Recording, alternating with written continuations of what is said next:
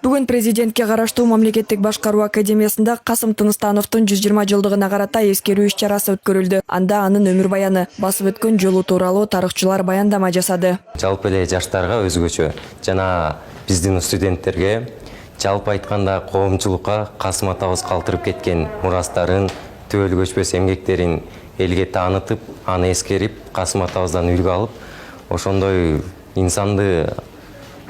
инсан болууга үлгү алуу максатында өткөрүп жатабыз. Бул иш-чарада биз өзгөчө Касым атабыздын чыгармачылыгына басым жасадык. Касым Тыныстанов өз мезгилинен кыйла алдыга озгон, улуту үчүн чын жүрөктөн күйгөн, илим менен көркөм чыгармачылыкта баа жеткис эмгектерди жасаган улуу инсан. Мындай кыргыз жазма адабиятынын жана тил таануу илиминин баштоочуларынын бири болгон Илимпозду эскерип, кийинки муунга жеткирүү зарыл. Биз айтып атабыз, 26-30 жаштын ортосундагы адамдар ушунчалык эл үчүн, мамлекеттүүлүк үчүн берилген экен. Ошол идея үчүн күрөшкөн экен. Акыры ошол идеянын курмандыгы болуп кеткен экен.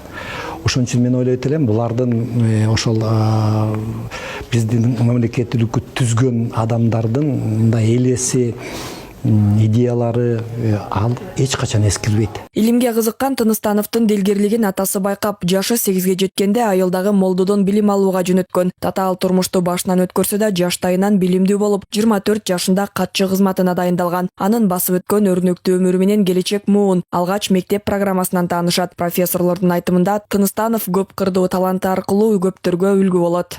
Бул ушундай гениалдуу адамдар биздин азыркы мамлекетибиздин фундаментин, өзүнүн өмүрүн салышып, ошол мамлекетти түзүүгө аракет кылышкан.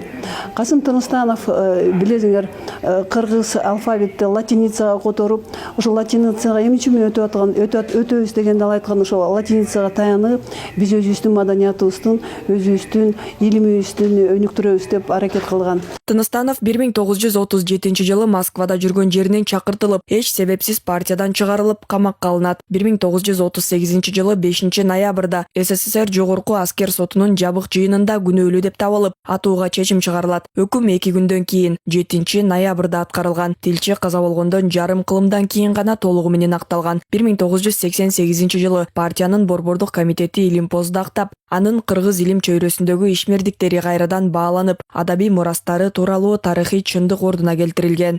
Айжамал Майлиева, Талас Аманбеков, 5 канал.